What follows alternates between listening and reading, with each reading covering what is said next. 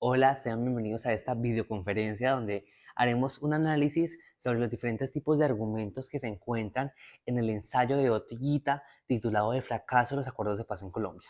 Tesis que evalúa. Colombia vive en el 10º intento de ruptura con un pasado dominado por un largo conflicto social y armado que ha causado millones de víctimas y parece no tener final. Bueno, esa es una tesis que evalúa, ya que analiza cómo la situación de Colombia y la relación entre su historia y el conflicto armado, y también expresa el juicio sobre la continuidad de la violencia y cómo impacta en la sociedad. Decidimos también que esta era la tesis porque es lo principal del ensayo de Otto Higuita, ya que él mediante este ensayo hace un recorrido histórico de todos los procesos en los cuales Colombia ha intentado mantener un proceso de paz, pero ha fracasado en muchos intentos. Entonces, por eso es la tesis de este ensayo. Argumento de autoridad. Como bien lo ha dicho el comunista del New York Times en Colombia, Juan Manuel Santos, el expresidente pacificador, de algún modo prefirió dejar quietos a los hombres con armas con tal de comprometerlos en su meta principal, que no era otra que desarmar y desmovilizar a las FARC. Bueno, ese es un método de fuente. Primero que todo, quiero explicar qué es un argumento de autoridad. Un argumento de autoridad es un recurso que se basa en la opinión de una persona o un instituto reconocido para apoyar una idea. Por eso deducimos que este argumento es de autoridad, ya que nombra al New York Times, que es una revista reconocida internacionalmente, y a Juan Manuel Santos, que es el expresidente de Colombia. Entonces, esto hace que este argumento sea de autoridad. Y esto ayuda a respaldar una idea y que tenga más validez. Ahora vamos con los argumentos de causa y efecto. Cabe recalcar que Anthony Weston nos dice que los argumentos por causa y efecto son preguntas de causas y sus efectos. Sobre el qué causa qué. Son preguntas potenciales para saber qué tipo de actividades positivas debemos seguir potenciando y qué tipo de actividades negativas debemos de dejar de lado. También para buscar el qué o quién causa algo, o simplemente cuando queremos entender algo del mundo en general. El primer párrafo que analizaremos es el siguiente. El asesinato de excombatientes está en la base de nuevas guerras, puesto que muchas personas prefieren volver a desmontarse y armarse antes que dejarse matar inermes y desarmados. La encontramos en la página 9 del ensayo.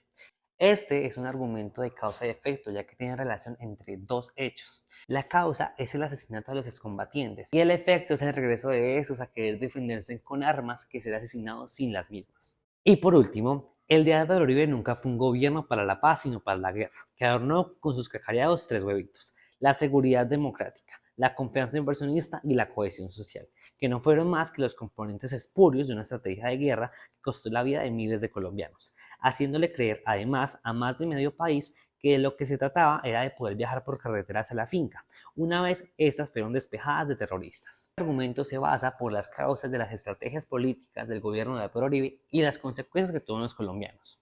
Es decir, que la causa es que el gobierno de Uribe no estuvo orientado hacia la paz, sino hacia la guerra, y el efecto en la muerte de miles de colombianos y la decepción de los mismos por sus falsas promesas. Bueno, a continuación yo les voy a explicar los argumentos por analogía, que fueron los que a mí me correspondieron, y este fue el primer fragmento que escogimos, que es el que está apareciendo en pantalla, que aparece en la página 8 en el libro Los fracasos de los acuerdos de paz en Colombia, escrito por Otto Higuita. Como ustedes pueden ver, en este párrafo subrayamos dos partes importantes para darnos cuenta pues que este argumento era un argumento análogo, ya que el autor se basa en dos acontecimientos importantes, en este caso lo que están subrayados, que es en el exterminio, las guerrillas liberales y los excombatientes de la FARC, que utiliza ejemplos similares, en este caso porque comparten partes iguales de violencia.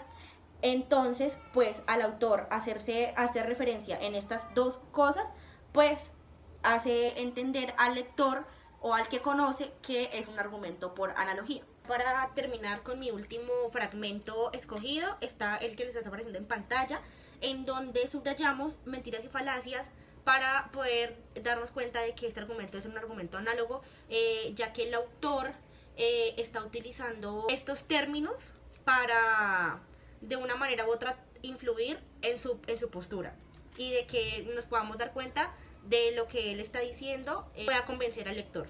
Entonces, pues de este modo pudimos evidenciar que este fragmento del libro es un argumento por analogía.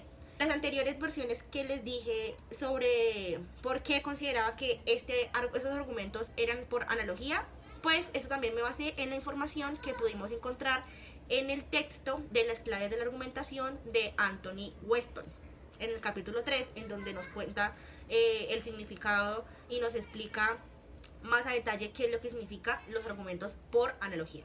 Argumento mediante ejemplos. Según Anthony Weston, los argumentos mediante ejemplos son usados en casos reales o situaciones concretas que quieran demostrar una idea y que no todo sea teórico y con conceptos difíciles, haciendo que la gente que está leyendo pueda entender a lo que quiere llegar el autor con esto. Después de haber explicado esto, daremos paso a uno de los ejemplos. En la página 7 encontramos un fragmento que nos dice: lo que vino después de esta desmovilización de campesinos insurrectos fue el asesinato de miles de ellos, incluyendo al propio Guadalupe Salcedo, quien fue acribillado el 6 de junio en 1957 en Bogotá por la policía, en una emboscada aleve y cobarde. Aquí nos quieren dar a entender que hubieron unos asesinatos y nos dieron un ejemplo que fue el de Guadalupe Salcedo en 1957. Tenemos un segundo ejemplo. Este fragmento fue sacado de la página 15. El caso de Jesús Santrich denota la transformación del proceso de paz y la perfidia del bloque de poder contrainsurgente para incluir lo pactado y para dejar claro que no está dispuesto a permitir la participación en política de los insertados que no se atienen al orden oligárquico en Colombia. Aquí nos quieren dar un ejemplo del logo que se habló en todo el capítulo, y fue que a los exguerrilleros no se les está cumpliendo con lo que se les había pactado, y aquí podemos ver lo que están diciendo, que no los están dejando participar en nada político. Por último, tenemos un fragmento de la página 61 que nos dice: el movimiento social encabezado por la Marcha Patriótica fue uno de los primeros en el país desde el 2012, que levantó la bandera de los diálogos de paz como una de sus principales reivindicaciones, convocando grandes movilizaciones en favor de los diálogos en todo el país, como la movilización de 1 millón de personas en Bogotá el 9 de abril de 2013, entre otras. Aquí nos empieza a hablar sobre la primera movilización que hubo y nos da un ejemplo de lo que fue esa movilización. Entonces nos dice que el 9 de abril en Bogotá de 2013 hubo 1 millón de personas que salieron a marchar, queriéndonos dar el ejemplo de lo que se vivió en la marcha patriótica en el 2012. Y nuestra conclusión final es la siguiente. Los diálogos se iniciaron en el 2012. Encerraban un potencial de cambio y transformación profundo que la sociedad colombiana no fue capaz de entender porque probablemente no estaba preparada para este inmenso reto histórico.